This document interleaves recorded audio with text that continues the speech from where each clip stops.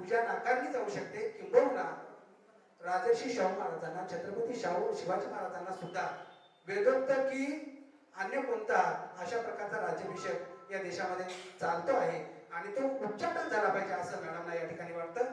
कर्मकांडावर त्यांनी अतिशय काय म्हणजे कडाडून हल्ला केलेला आहे. बांधवांनो, मला वाटते तथागत गौतम बुद्धापासून, चक्रधर स्वामीपासून, संत तुकारामापासून ते अलीकडच्या सगळ्याच काळामध्ये जेव्हा आपण कर्मकांडावर हल्ला करतो तेव्हा त्यांची किंमत मोजावी लागते. आणि मॅडमने ते निश्चित ठरवलेलं आहे की आपल्यावर सुद्धा अशा काही गोष्टी येऊ शकतात, ते आपण अतिशय सक्षमपणे निस्तारू हे त्यांनी खोलगाट बांधलेली आहे. म्हणजे ते असं मी पुढं त्याच्यावर जाणारच आहे की किती आपल्याकडे गोंधळ आहे, कन्फ्युजन आहे. ते कन्फ्युजन आपण समजून घेत नाही आणि आपण शॉर्टकटच्या नादी लागून वेगवेगळ्या कर्मकांडामध्ये कसं अडकतो. विशेषतः प्राधान्यानं स्त्रिया या कर्मकांडामध्ये कशा गुंफलेल्या आहेत आणि त्यांना गुंफवलेल्या असलेलं सुद्धा त्यांना मान्य होत नाही आहे. त्या आनंदाने त्याच्यामध्ये रममान होतात हे त्यांनी सांगितलेलं आहे. या ग्रंथामधून त्यांनी विवेकावर भर दिलेला आहे आणि चिकित्सेचा पुरस्कार या ठिकाणी दिलेला आहे.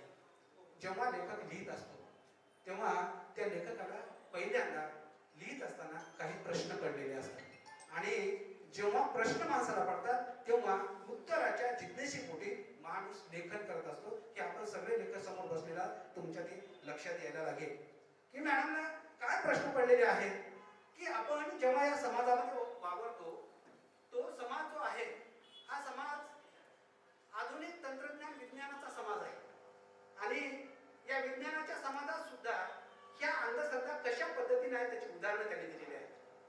ते असं म्हणतात की कन्यादान केलं जाते म्हणजे काय आहे. एखादी मुलगी आपण गर्भामध्ये 9 महिने 9 दिवस वाढवतो, किंबहुना तिला जन्मालाच येणार नाही अशा प्रकारची तजवीज करतो आणि ती आल्याच्या नंतर 10, 15, 20 वर्षानंतर जेव्हा तिचं लग्न होतं तेव्हा शब्दप्रयोग आपला असा आहे कन्यादान करणे. बघा, आणि म्हणून त्या कन्यादान जे आहे त्या शब्दावर त्यांचा आक्षेप आहे. ही कन्या दान नव्हे आहे असं त्या म्हणतात. दुसरी गोष्ट अशी आहे की जेव्हा त्या मंदिरात गेल्या तेव्हा असं लक्षात आलं त्यांच्या की आपण देवाला नैवेद्य ठेवतो पण देवळाच्या बाहेर एवढे मोठे भुकेले आहेत, भिकारी आहेत ज्यांच्या पोटाला अन्न मिळालेलं नाही. त्या दगडाच्या देवाला आपण नैवेद्य ठेवतो पण बाहेरच्या भुकेलेल्या माणसाला मात्र आपण कुठल्याही प्रकारचा नैवेद्य ठेवत नाही किंवा भुकेलेला अन्न देत नाही. तेव्हा त्यांचा हा विचार या ठिकाणी येतो आणि ते म्हणतात की भुकेलेला अन्न ताणलेला पाणी हे जे गाडगे बाबाचा विचार आहे. जे का रंजले गांजले त्याचे म्हणे जो आपुले देव देतेची ओळखा साधू तुमची जाणावा अशा पद्धतीचा विचार त्यांनी या ग्रंथामधून दिलेला आहे. त्यांचं म्हणणं असं आहे की आपण भुकेलेला अन्न जर दिलं तर तिथं देवत्व आपल्याला प्राप्त होऊ शकते. डांगे सर, देवत्वाची जी आपली भावना आहे ती आपण सज्जनाच्या ठिकाणी, ती आपली वंचिताच्या ठिकाणी ज्या ज्या काही इच्छा आहेत, आकांक्षा आहेत त्या पूर्ण केल्या. असं म्हणतात की जैसे ज्याचे कर्म तैसे फळ देतो ईश्वर. आणि म्हणून आपण जो कर्म करतो आहे आपल्या कर्मावर जो विश्वास आहे, तो कर्मावरचा विश्वास जर आपला प्रगाढ असेल, आत्मविश्वास असेल तर त्या ठिकाणचा देव आपल्या पाठीशी नक्कीच राहतो आणि त्या ठिकाणी त्या आपल्याला हा दृष्टांत द्यायला लागतात. दुसरं असं त्यांनी सांगितलेलं आहे की अनेक वेळा हिंदू धर्मामध्ये अखंड सौभाग्यवती असं म्हटलेलं आहे आणि दुसरीकडं बाईला अयव मरण यावं असंही म्हटलेलं आहे. आता याच्यातलं कोणतं घ्यायचं हेच कळत नाही, त्या कन्फ्युज झालेले आहेत. मी तर अनेक वेळा झालो, त्याही झाल्या आणि सगळेजण तुम्ही व्हा. आता अयव मरण यावं म्हणून पत्नी अगोदर मरावी म्हणून आपण एक अलिखित संहिता आहे आणि दुसरीकडं अखंड सौभाग्य होती म्हणजे नवरा आधी गेला पाहिजे. म्हणजे याच्यातलं कोणतं घ्यायचंय अजूनही आपल्याला कळालेलं नाही. त्या सुद्धा त्यांनी तशाच पद्धतीने मांडलेलं आहे. दुसरं असं की 7 जन्म हाच पती आपल्याला मिळावा असं प्रत्येक स्त्रीला वाटतं केवळ वट सावित्रीच्या दिवशी. आणि त्याने किस्सा फार सुंदर सांगितला की एक महिला एका विद्यार्थिनीची आई माझ्या शाळेत येत होती आणि ती शाळेत आल्याच्या नंतर सारखं घराणं करायची, माझा नवरा पिदाड आहे, माझा नवरा पिदाड आहे. त्या म्हणाल्या, मग जेव्हा त्या वटसावित्रीला पुजू लागली ती बाई तेव्हा ती म्हणाली आज पती मला 7 जन्म मिळू दे. मॅडम कन्फ्युज झाल्या, मॅडम गोंधळात पडल्या आणि त्यांना असं वाटलं की हिला कोणतं घ्यायचं आहे. एकीकडे ही एवढी वैतागलेली आहे पण दुसरीकडे ती म्हणते की मला हाच पती पाहिजे. त्यांनी प्रश्न विचारला तेव्हा ती सांगते कसं आहे का असणं पण माझा पती आहे. बघा स्त्रियांची भावना, म्हणजे पिदाडा जरी नवरा असला तरी त्याला 7 जन्म या ठिकाणी ती वटसावित्रीच्या दिवशी म्हणायला लागते. पण प्रश्न इथं नाही, नीट लक्षात घ्या की समजा आपल्याला 7 जन्म हाच पती मिळावा असं जर वाटत असेल तर आपलं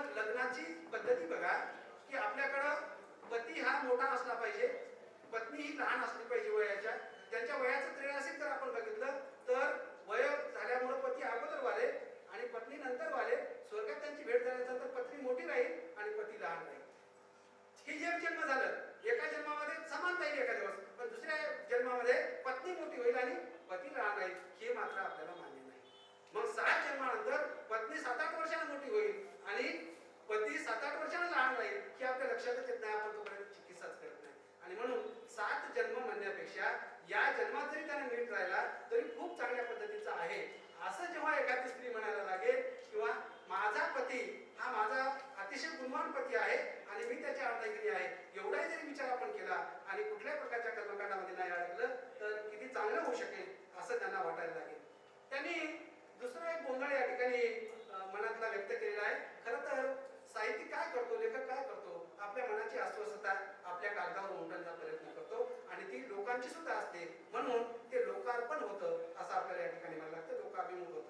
गणपती ही विद्येची देवता कशी, असा नंतर प्रश्न आहे, माझा नाही. असं तुम्ही मला उत्तर देणार नाही स्टेजवर. विद्येची देवता कशी असं म्हणत असताना ते असं म्हणतात की गणपती कुठल्या शाळेत गेला होता, गणपतीचे ग्रंथ किती आहेत, काय आहे गणपतीचं साहित्य कुठं आहे. आणि मग जर आपण गणपतीला विद्येची देवता म्हणत असू, गणपती खरोखरच आपली आराध्य दैवत असेल तर त्यांचा प्रश्न असा आहे, ज्या वेळेस भूकंप झाला त्यावेळेस गणपतीचाच पिरियड होता, गणपतीचाच कालावधी होता, गणपतीनं भूकंप का नाही थांबवला. मी फार किशी याच्यात ते सांगत नाही, फक्त एवढंच या ठिकाणी व्यक्त करतोय. पुढे ते म्हणतात की आपण जे पूजाविधी करतोय किंवा भानामती वगैरे आपल्या बायकांच्या अंगामध्ये येते, त्याने एक चॅलेंज केलेलं आहे, लक्षात घ्या. ते असं म्हणायला लागतात की मला कोणत्याही, मी जातीवाचक विधान करत नाही परंतु ते आता पुस्तकात आल्यामुळे मला करावं लागेल, कोणती मारवाडी ब्राह्मण यांच्या घरी तुम्हाला भानामतीची एखादी लेडीज दाखवा, ही सामान्य माणसाच्या घरीच भानामती कशी येते याचं उत्तम उदाहरण म्हणून त्यांनी मामीचं आणि जाऊचं सुद्धा उदाहरण दिलेलं आहे. उदाहरण द्यायला सुद्धा ते थांबलेले नाही आहेत. आणि त्या म्हणतात की भानामती येण्याचं कारण जर कोणतं असेल तर त्या स्त्रीच्या अतृप्त आणि अर्ध राहिलेल्या ज्या भावना आहेत, इच्छा आहेत, त्या आपण पूर्ण केल्या पाहिजे. किंबहुना आपल्या लेडीजला पुरुषांनी समजून घेतलं पाहिजे. जोपर्यंत घरातली माणसं बाईला लेडीजला समजून घेत नाही तोपर्यंत ती बाई अशा पद्धतीने मनोरुग्ण झाल्याशिवाय राहत नाही असं त्यांचं या ठिकाणी म्हटलेलं आहे. खरं तर या पुस्तकातून काही संदेश त्यांनी दिलेला आहे. तो संदेश मी सांगतो, फारसं विश्लेषण या ठिकाणी करत नाही. ते असं म्हणतात की आस्तिक नास्तिक याच्यापेक्षा मी वास्तविक आहे. आणि मलाही तेच वाटतं. डॉक्टर आहा साळुंखेच्या भाषेत सांगायचं झालं तर ईश्वर आहे की नाही या वादामध्ये आपण पडू नये. आणि ते कोणीही जरी पडलं तर त्याच्यावर काही निष्पन्न होत नाही. पण हे सृष्टी, हे विश्व, हे निसर्ग कणानं नाही तर मनानं, मनानं नाही तर कणानं अधिकात अधिक सुंदर कसा करता येऊ शकेल याच्यासाठी आपण झटलं पाहिजे. अशा वादाच्या प्रश्नामध्ये करता कामा नये. आणि म्हणून मॅडमचं मला या ठिकाणी कौतुक करावं वाटतं, अभिनंदन करावं वाटतं की त्या म्हणतात त्याच्याकडे आपण जाऊ नये, आपण फक्त वास्तविक असावं आणि वास्तव आपल्या लेखनातून मानलं पाहिजे असं त्यांचं म्हणणं आहे. त्या पुढे जाऊन असं म्हणतात की आपले जे हिंदूचे धर्मग्रंथ आहेत हे सगळे धर्मग्रंथ भूतांड आहेत. का भूतांड आहेत? कारण याच्यातल्या ज्या कथा आहेत त्या आपण नीटपणाने समजून घेतल्या पाहिजे, थोडी तरी आपण चिकित्सा केली पाहिजे. एकच उदाहरण पुरेसं आहे. गांधारीला 100 पुत्र होते तर गांधारीचं आयुष्य किती होतं, किती महिन्याला वर्षाला मुलगा होत असेल असा त्यांचा प्रश्न आहे. आणि तो रास्तच आहे. खरं तर 100 पुत्र होण्यासाठी त्या स्त्रीला किती वेळा त्या मुलाला जन्म द्यावा लागला, किती किती मुलं झालं याचं कुठेही विश्लेषण नाही. त्याचबरोबर नवनाथांचा जो जन्म आहे त्याच्यावर फारसं बोलण्याची गरज नाही. त्या दंतकथा आपल्याला किंवा कथा पुराणातून आपल्याला माहिती होतं. महत्वाचे प्रश्न त्यांनी आपल्याला या ठिकाणी मांडलेले आहेत की आपण दरवर्षी तुळशीचं लग्न करतो, परंतु दरवर्षी लग्न करत असताना तुळशीचा पती जो कोणी असेल ते तुळशीच्या पतीच्या याच्यानुसार आपण तिचं लग्न लावतो. दरवर्षी मी माझा एक प्रश्न आपल्या समोर ठेवतोय की आपण दरवर्षी पोळ्याच्या दिवशी बैलाचं लग्न लावतो. खरं तर लग्नासाठी 2 व्यक्ती भिन्न निरोगी अपेक्षित असतात. गाईला तरी आपण यायला पाहिजे होतं, पण गाईला आपण सोबत नेत नाही, केवळ बैलासाठी बैलाचंच लग्न लावतो. त्याचं उत्तर मलाही सापडलं नाही आणि मॅडमला तुळशीच्या लग्नाचं उत्तर या ठिकाणी सापडलेलं नाही आहे. आणि म्हणून ते असं म्हणायला लागतात की मंदिराला देणगी देण्यापेक्षा, मंदिराला देणगी देऊ नका असं नका, मंदिराला देणगी द्या, परंतु शाळेला सुद्धा आपण देणगी दिली पाहिजे. आणि बाबासाहेब असं म्हणतात जोपर्यंत मंदिराकडे पावलं विद्यालयाकडे जाणार नाही तोपर्यंत आपल्यामध्ये सुधारणा आणि विकास हा होणार नाही, असं या ठिकाणी म्हटलेलं आहे. स्वामी विवेकानंदाचं वाक्य या ठिकाणी उद्धृत केलेलं आहे त्यांनी. स्वामी विवेकानंद असं म्हणतात की देवरूपी पुतळी बांधली की आपण वळचल्या टाकल्याशिवाय आपला विकास होऊ शकत नाही, असं एक वाक्य त्या पुस्तकामध्ये आलेलं आहे. म्हणजे देवावर विसंबून राहण्यापेक्षा स्वतःवर विसंबून आपण जास्त राहिलं पाहिजे, असं त्यांनी सांगितलेलं आहे. जिनं पूजलं देवाला ती मुरारी झाली, ती देवदासी झाली, आणि जिनं वंदन केलं बाबासाहेबाला ती भक्ती झाली, असं एक वाक्य या पुस्तकातून आपल्याला या ठिकाणी पाहायला मिळतं. या सगळ्या पुस्तकाचा सार जो आहे, मी शेवटी सांगतोय थोडक्यामध्ये, की हे सगळं पुस्तक जे आहे ते मुळातून विचार करायला प्रवृत्त करणारं अशा पद्धतीचं पुस्तक आहे. आणि या पुस्तकाच्या यशाचं जर कारण कोणतं असेल तर या पुस्तकाची जी शैली आहे ती संवादी शैली आहे, आणि ती गाडगे बाबांच्या संवादी शैलीशी समरूप अशा प्रकारची शैली आहे. त्या स्वतःचे प्रश्न निर्माण करतात आणि त्या प्रश्नाचं उत्तर शोधण्यासाठी तुमच्याकडेही काही गोष्टी मांडण्याचा प्रयत्न करतात. अनुभव आले अंगात तो या जना सांगत असे, आंतरीचे धावे स्वभावे बाहेरी घरी काही परी आवरेना, चाळून की मंजुळ बोलत शेवानी बोलविता तरी वेगळ्याचे असे जे तुकोबाचे वाक्य आहेत हे या सगळ्या पुस्तकाला लागू पडतात. गोडीले भांडारा धन्याचा हा माल, मी तो हा माल भारवाई, असं जे म्हटलं गेलेलं आहे तुकारामाने, ते ठाई ठाई या ठिकाणी अस्वस्थ मन व्यक्त होताना आपल्याला दिसायला लागतं. आणि मग असं मन जेव्हा अस्वस्थ होतं तेव्हा ते वाङ्मय प्रकाराचा विचार करत नाही. ते कुठला वाङ्मय प्रकार कधी घेईल आणि कधी व्यक्त होईल हे सांगता येत नाही. कारण आमच्याकडे असं म्हटलं गेलेलं आहे की साहित्य निर्मिती म्हणजे साहित्याची डिलिव्हरी असते, साहित्यिकाचे बाळातपण असते. आणि हे बाळातपण होत असताना जसे ते 1.5 वर्ष म्हणतात तसे किती दिवस लागू शकतील, किंवा कधी कधी तर गर्भपातही होऊ शकतो आणि अपत्य जन्माला येऊ शकत नाही, अशाही अनेक गोष्टी घडू शकतात. परंतु ही खूप सुंदर अशा प्रकारची साहित्यकृती त्याने आपल्या समोर या ठिकाणी ठेवलेली आहे. मी फारसा अधिकचा वेळ या ठिकाणी घेत नाही.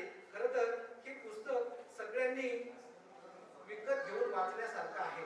डांगे सरांचं मी विशेष अभिनंदन याच्यासाठी करतोय की सर, असे नवोदित लेखक घडवण्यासाठी खरं तर आपल्याला उदार अंतःकरण लागतं, ते आपण सातत्यानं घडवत आहात. आणि म्हणून मॅडमच्या या प्रकाशन सोहळ्याच्या निमित्तानं त्यांच्या लेखनाला शुभेच्छा देतो.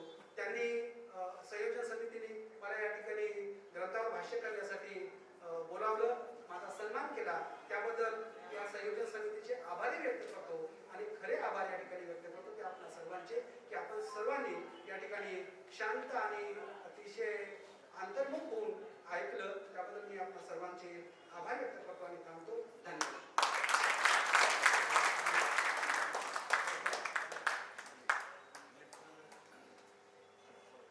धन्यवाद सर, अतिशय मोलाचं मार्गदर्शन आपण केलात आणि या पुस्तकाबद्दलची उत्सुकता प्रत्येकाच्या मनात जागृत होईल असं एक आपलं या ग्रंथावरचं भाष्य होतं. यानंतर मी आदरणीय प्राध्यापक डॉक्टर कमलाकर चव्हाण सर यांना विनंती करतो की आपण आपलं मनोगत व्यक्त करावं.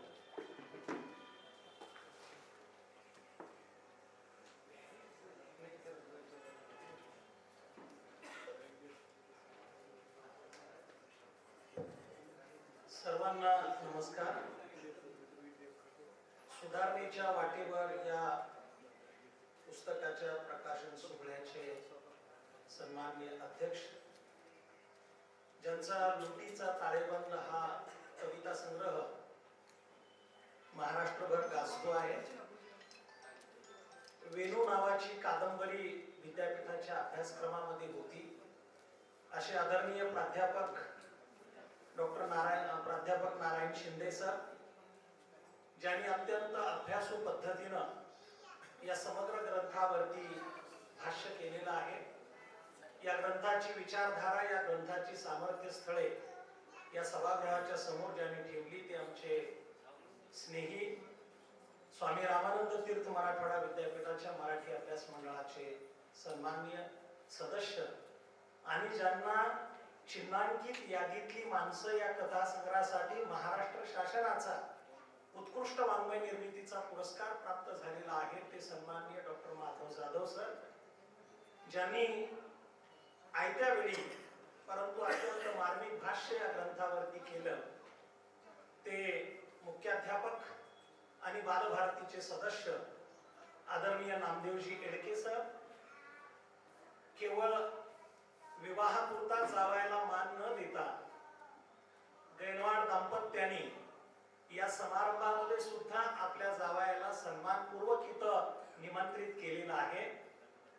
ते आमचे जावई बापू डॉक्टर शिवानंदजी धामणे, या ग्रंथाच्या लेखिका, ज्यांनी प्रवाहाच्या विरुद्ध जाऊन अत्यंत मौलिक अशा प्रकारचा ग्रंथ इथं सिद्ध केलेला आहे. ज्या ग्रंथाचं प्रकाशन आता आपल्या सर्वांच्या साक्षीनं झालेलं आहे, त्या लेखिका सौ उषाताई गैनवाड ज्या पद्धतीनं सावित्रीच्या पाठीमाग ज्योतिराव फुले उभे होते, त्याच पद्धतीनं माझ्याही पाठीमाग माझे पती उभे आहेत, असं ग्रंथाच्या अर्पण पत्रिकेमध्येच त्याने नमूद केलेलं आहे. ते आदरणीय नारायणरावजी गैनवाड सर, ज्यांनी हा ग्रंथ प्रकाशित व्हावा यासाठी अखंड धडपड केलेली आहे. ते सरदार वल्लभभाई पटेल हायस्कूलचे मुख्याध्यापक श्री विजयकुमारजी बेंबडे सर, समोर बसलेले बालसाहित्यिक डॉक्टर माधव चुकेवाड सर, कथा लेखक श्री आनंद कुपलवाड सर, अण्णासाहेब देशमुख, पुण्या मुंबई सारखी ग्रंथ निर्मिती नांदेडमध्ये सुद्धा करणारे निर्मल कुमार सूर्यवंशी, जे निर्मल प्रकाशनाचे सर्वे सर्व आहेत. त्याचबरोबर ज्यांनी हा ग्रंथ अत्यंत देखण्या रूपामध्ये आपल्या समोर साकार केलेला आहे, ते प्रकाशक आदरणीय दत्ता डांगे सर, मराठवाडा साहित्य परिषदेचे कार्यवाह, महाराष्ट्रातील नामवंत कवी महेशजी मोरे. त्याचबरोबर वैष्णवी नगरीतील ज्येष्ठ नागरिक प्राध्यापक सत्यनारायणजी सोनटक्के, मारुतरावजी वंजे, मी अनेकांची नावं घेऊ शकतो. ते सर्व वैष्णवी नगरीतील सर्व आमचे आदरणीय बंधू भगिनी, या ठिकाणी समर्थजी लोखंडे आणि योगाचार्य श्री सोनटक्के सर, सर्व उपस्थित. वास्तविक पाहता इथं जरी गर्दी कमी आहे असं आपण म्हटलं तरी सुद्धा या सर्व उपस्थितांची ज्यावेळेला आपण रसिकता पाहतो, त्यावेळेला ती रसिकता आणि समाजाचं आकलन हे जर आपण तपासलं तर 1000 माणसाची बरोबरी एक एक माणूस करू शकेल इतक्या सामर्थ्याचा इतका माणूस या ठिकाणी बसलेला आहे.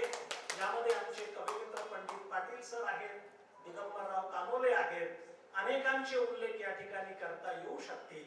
एवढा एक रसिक, एक साहित्याचा तज्ञ, गोंडर कादंबरीचे लेखक माननीय अशोकजी कुबडे हे सुद्धा या ठिकाणी उपस्थित आहेत.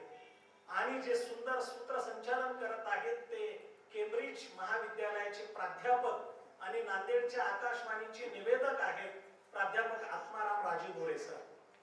तर हा सगळा या ठिकाणचा जो उपस्थित समुदाय पाहिल्याच्या नंतर साहित्याच्या संदर्भानं काही एक आकलन असलेला, काही एक दृष्टी असलेला आणि समाजामध्ये चांगलं परिवर्तन घडवण्याची अपेक्षा ज्यांच्या मनामध्ये आहे, अशा पद्धतीचे रसिक श्रोते या ठिकाणी उपस्थित आहेत. जाधव सरांनी अतिशय विस्तृत सखोल अशा पद्धतीचं भाष्य या ग्रंथावरती केलेलं आहे. एकूण हा 96 पृष्ठाचा ग्रंथ आहे आणि प्रामुख्याने 2 विभाग या ग्रंथामध्ये आहेत. सुरुवातीची अर्पण पत्रिका आपण लक्षात घेतल्यानंतर आई वडील आणि आपले पती यांना उषाताईंनी ही पुस्तक अर्पण केलेलं आहे. खरं तर आपण असं म्हणत असतो की ज्या पद्धतीनं यशस्वी पुरुषाच्या पाठीमागे एक स्त्री असते, त्या पद्धतीनं एका यशस्वी स्त्रीच्या पाठीमागे सुद्धा नारायणरावासारखे यशस्वी पुरुष या ठिकाणी आहेत. म्हणून हे पुस्तक निर्माण होऊ शकलं असं मला वाटतं. आणि म्हणून हे पुस्तक अनेकदा मी वाचलेलं आहे, अनेकदा मी ते तपासलेलं आहे. कारण विजयकुमार बेंबडे सरांचा तगादा माझ्या पाठीमागे सारखा होता की सर हे पुस्तक आलं पाहिजे आणि चांगल्या पद्धतीनं आलं पाहिजे. आणि म्हणून या ठिकाणी मॅडमची पण जिद्द होती. अनेक वेळेला सुधारणा करून, चिकित्सा करून हे पुस्तक आपलं किती चांगलं होईल, किती समाजाच्या उपयुक्त होईल, वाचकाच्या पसंतीला कसं उतरेल, या पद्धतीनं काळजी घेत घेत त्यांनी या ग्रंथाची निर्मिती केलेली आहे. आणि म्हणून एकूण या पुस्तकाचं वाचन केल्यानंतर किंवा आकलन केल्यानंतर आपल्याला असं वाटतं की समाज सुधारणेच्या ध्यासातून निर्माण झालेली ही कलाकृती आहे. आणि म्हणून समाजामध्ये ज्या काही वाईट चालीरीती आहेत, समाजाच्या विकासामध्ये ज्या चालीरीती अवरोध ठरू पाहत आहेत, गतिरोधक ठरू पाहत आहेत, अशा चालीरीती नष्ट झाल्या पाहिजेत, समाजातली अंधश्रद्धा नष्ट झाली पाहिजे, हा विचार या ग्रंथाच्या केंद्रस्थानी आहे.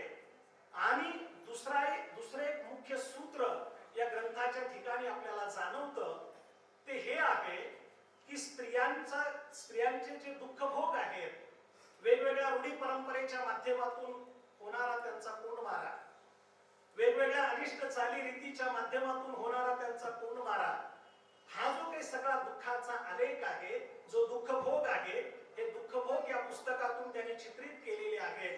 आणि त्याचबरोबर एकूण पुरुष प्रधान संस्कृतीचा स्त्रियांकडे पाहण्याचा जो काही संकुचित दृष्टिकोन आहे, दुय्यम दृष्टिकोन आहे, तो नष्ट झाला पाहिजे, तो नाहीसा झाला पाहिजे. आणि स्त्री पुरुष समानता ही त्यांना आवश्यक आहे. नुसती आपण भाषणातून म्हणत राहतो किंवा स्त्री पुरुष समानता झालेली आहे याचे ढोल नगारे वाजत असताना सुद्धा ज्या वेळेला आपण समाजाच्या अंतरंगात डोकावण्याचा प्रयत्न करतो, कुटुंब व्यवस्थेच्या अंतरंगात डोकावण्याचा प्रयत्न करतो, त्यावेळेला आपल्याला स्त्री आणि पुरुषांची समानता दिसते का, हा चिंतनाचा विषय आहे, हा खऱ्या अर्थानं शोधाचा विषय आहे. आणि म्हणून त्यांनी या पुस्तकामध्ये मांडलेले जे विचार आहेत की पूर्वी बालजरट विवाहाची पद्धत होती. बालजरट विवाह याचा अर्थ नवरदेव 75 वर्षाचा कोळा तरुण आणि नवरी 10-12 वर्षाची, अशा पद्धतीचे जे विवाह होत होते त्याला बालजरट विवाह असं म्हटलं जात होतं. आणि ते विवाह झाल्याच्या नंतर 70-75 वर्षाचा नवरदेव किती वर्ष टिकणार आहे, आणि नैसर्गिकपणे त्याचा मृत्यू झाल्याच्या नंतर 10-12 वर्षाच्या मुलीला वैधव्य यायचं. आणि वैधव्य आल्याच्या नंतर मात्र तिला वेगवेगळ्या बंधनामध्ये कशा पद्धतीने अडकवलं जात होतं. मग तिचं केश वपन करणं असेल, तिला पांढरे वस्त्र घालणं असेल, तिला कुटुंबामध्येच बंदिस्त करणं असेल, चांगल्या कुठल्याही रूढी, चांगल्या सोहळ्यामध्ये, मंगलमय सोहळ्यामध्ये तिला प्रवेश न देणं असेल, अशा पद्धतीची जी वेगवेगळी बंधनं स्त्रियांवरती लादली जात होती, तर ती बंधनं आणि त्याच पद्धतीनं समाजात पूर्वी असणारी जी सती प्रथा होती, त्या सती प्रथेच्या विरोधामध्ये सुद्धा या ग्रंथामधून उषाताई गैनवाड यांनी अत्यंत चिंतनशील पद्धतीनं भाष्य केलेलं आपल्याला दिसतं. कारण सतीची प्रथा म्हटल्याच्या नंतर, तिचा पती वारल्याच्या नंतर तरुण असणाऱ्या स्त्रीला किंवा त्याच्या पत्नीला त्या ठिकाणी जिवंत त्या सरणावरती जाळलं जात होतं. आणि तिच्या किंकाळ्या समाजाला आणि जगाला ऐकायला येऊ नये त्याच्यासाठी ढोल नगारे वाजवले जात होते. आणि जिवंत एक देह त्या सरणावरती जात होता. आणि म्हणून ही जी प्रथा आहे, ही प्रथा रोखणाऱ्या ज्या काही जिजाऊ आहेत, मल्हारराव होळकर आहेत, राजाराम मोहन राव आहेत, त्यांचे संदर्भ देत देत ही स्त्री प्रथा बंद झाली पाहिजे, किंवा ही स्त्री प्रथा बंद होऊन या ठिकाणी ज्या ज्या महामानवांनी ती बंद केली त्यांना वंदन उषाताई गैनवाड यांनी आपल्या विचारातून केलेला आहे, आपल्या ग्रंथातून केलेला आहे. आणि म्हणून त्यांचा विचार या पुस्तकातून आपल्या समोर येतो आहे की ज्या वेळेला स्त्री आणि पुरुष हे संसार रथाचे दोन चाक आहेत, ज्या वेळेला एक चाक जर नसेल तर तो रथ कसा काय चालेल. कारण एक चाक जर गाडीला नसेल तर गाडी पुढे जाऊ शकत नाही. आणि म्हणून संसाराचा रथ जर नीटपणाने चालायचा असेल, जर कुटुंबाचा रथ नीटपणाने चालायचा असेल, तर स्त्री आणि पुरुष यांच्यामध्ये समानता असली पाहिजे, एकमेकांच्या बद्दल आदर असला पाहिजे, एकमेकांना प्रतिष्ठा असली पाहिजे. या पद्धतीचा विचार या ग्रंथातून उषाताई गैनवाड यांनी मांडलेला आपल्याला पाहायला मिळतं. आणि आज सुद्धा सर्वच क्षेत्रामध्ये उत्तम पद्धतीने स्त्री आपल्या कर्तृत्वावर काम करत आहेत, त्याच्याबद्दलचा आढावा सुद्धा त्यांनी या ग्रंथामध्ये घेतलेला आहे. डॉक्टर एम आर जाधव सरांनी आता उल्लेख केल्याप्रमाणे आपल्या कर्तृत्वावरती शिक्षणाच्या जोरावर स्त्रियांनी आता प्रत्येक क्षेत्रामध्ये उद्योग असेल, व्यवसाय असेल, समाजकारण असेल, राजकारण असेल, या सगळ्या क्षेत्रामध्ये आपल्या कर्तृत्वाच्या जोरावरती त्यांनी आपली मुद्रा आता उमटवलेली आहे. आणि म्हणून आपण पाहतो की अनेक प्रतिष्ठेच्या पदावरती स्त्रिया जाऊन बसलेल्या आहेत. उद्योगाच्या क्षेत्रामध्ये सुद्धा स्त्रियांनी बाजी मारलेली आपल्याला दिसते. तर या संपूर्ण त्यांच्या कामगिरीचा अत्यंत आदरपूर्वक उल्लेख सुधारणेच्या वाटेवर या ग्रंथातून त्यांनी घेतलेला आहे. आणि ते असा प्रश्न उपस्थित करतात या ग्रंथाच्या मधून की स्त्रियाच्या पोटीच महामानव जन्मले, मग आपण त्यांना दुय्यम स्थान का देतो? हा प्रश्न जो आहे तो प्रश्न त्यांनी व्यवस्थेला विचारलेला आहे. तो प्रश्न इथल्या समाजाला त्यांनी विचारलेला आहे. कारण छत्रपती शिवाजी महाराज असतील, संत ज्ञानेश्वर असतील, संत तुकाराम असतील, हे सर्व संत असतील किंवा महात्मे असतील, ज्योतिराव फुले असतील, शाहू महाराज असतील, हे सर्व महात्मे, महामानव, संत, महंत हे जर स्त्रीच्या पोटी जन्माला येत असतील तर मग स्त्री शिवाय त्यांचं अस्तित्व या सृष्टीवरती येऊ शकत नाही. मग आपण स्त्रियांना दुय्यम का मानता, स्त्रियांना दुय्यम का स्थान देता, याबद्दलचा विचार अत्यंत महत्वपूर्ण पद्धतीनं या ग्रंथातून उषाताईंनी मांडलेला आहे. आणि त्यांनी वेगवेगळे उदाहरणं, ज्या काही अनिष्ट रूढी प्रथा आहेत, चालीरीती आहेत, तर त्याच्या संदर्भामध्ये त्यांनी या पुस्तकामध्ये दिलेले आहेत. ज्याचा उल्लेख आता ग्रंथभाष्यकर्त्यांनी आपल्या समोर केलेला आहे. वटसावित्रीच्या पौर्णिमेचा त्यांनी उल्लेख केलेला होता. आणि मॅडम शिक्षिका असल्यामुळं आपल्या विद्यार्थ्यांच्या आईचं त्यांनी उदाहरण दिलेलं आहे की ती आपल्या मुलाला सोडायला आल्याच्या नंतर ती मात्र सातत्यानं गाळण करायची आपल्या नवऱ्याबद्दल की तो व्यसनी आहे. ते मद्यप्राशन करतात, त्यावेळेला मॅडम त्यांना सांगतात की दारूची बाटली आहे ती तुम्ही रस्त्यावरती फेकून द्या. ते मारहाण करतात, तू माहेरी जा. परंतु या ठिकाणी तिला माहेरी जाता येत नाही. ती सांगते की माझ्या माहेरची गरिबी आहे म्हणून मला माहेरी जाता येत नाही. आणि ती मद्याची बाटली ती पण मला रस्त्यावरती फेकून देता येत नाही. अशा पद्धतीचा एक कोंडमारा त्या स्त्रीचा जो झालेला आहे. आणि एवढ्यामध्ये आलेली वटसावित्री पौर्णिमा येते आणि पुन्हा ती वटसावित्रीला पौर्णिमेला वडाच्या झाडाला जाते. आणि मग ती काय म्हणत असावी, खरोखरी ऐकण्याचा प्रश्न आहे. घरामध्ये आपण पाहत असतो की कशा पद्धतीचे संवाद चाललेले असतात आणि मग सात जन्मी हाच मिळो. खरोखरच तशा पद्धतीचा ते वर मागत असतील का? आणि जर मागत असतील तर मला असं वाटतं की पुरुषांनी किंवा पुरुष प्रधान संस्कृतीने त्याचा विचार केला पाहिजे की आपल्याबद्दल जर एवढं आत्मीयता आणि आदर तिच्यामध्ये असेल तर आपण सुद्धा कुटुंब व्यवस्थेमध्ये त्या स्त्रीला तेवढंच मानाचं स्थान दिलं पाहिजे, तेवढंच आदराचं स्थान दिलं पाहिजे, तेवढंच सन्मानाचं स्थान दिलं पाहिजे. हा विचार या ग्रंथामधून त्या ठिकाणी प्रतीत होताना आपल्याला दिसतो आहे. ज्या वेळेला लेखिका सांगते की मद्याची बाटली फेकून दे किंवा तू माहेरी निघून जा, या वेळेला जो माणूस आगतिक आहे, हातबल आहे, कोंडवाड्यामध्ये सापडलेला आहे, जोखडामध्ये सापडलेला आहे समाज आणि संस्कृतीच्या, तर त्याच्या बाजूनं लेखिका उभं राहताना दिसतात. हे मला अत्यंत महत्वाचं वाटतं. आणि म्हणून लेखक काय असतो, लेखक काय करत असतो, तर लेखक हाच असतो की लेखक सामान्य माणसाच्या बाजूने उभा टाकत असतो. सामान्य माणसाच्या जगण्यामध्ये जे काही संघर्ष चाललेला असतो, जीव घेणे प्रश्न त्याच्या जीवनात उभे टाकलेले असतात, तो अस्वस्थ झालेला असतो, त्यावेळेला त्या सामान्य माणसाच्या बाजूनं लेखक संघर्षाच्या युद्धभूमीत उभा टाकत असतो. ही लेखकाची खऱ्या अर्थानं भूमिका असते. लेखक का लिहित असतो?